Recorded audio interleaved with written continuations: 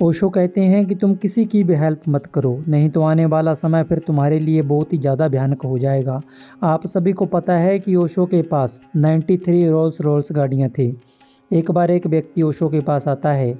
ओशो से कहता है कि आपके पास इतनी सारी रोल्स रॉयस गाड़ियाँ हैं, आप इनको बेचकर ज़रूरतमंदों की हेल्प क्यों नहीं कर देते।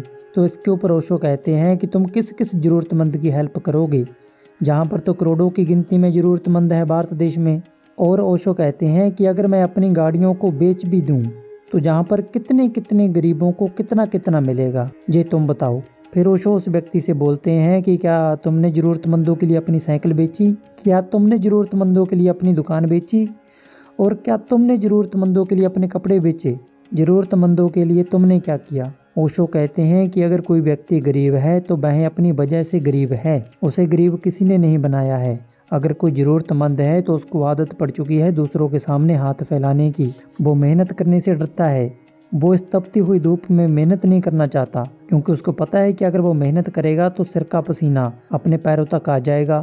इसलिए व्यक्ति मेहनत नहीं करना चाहता, इसलिए वो ज़रूरतमंद है, इसलिए व्यक्ति दूसरों के सामने हाथ फैलाता है।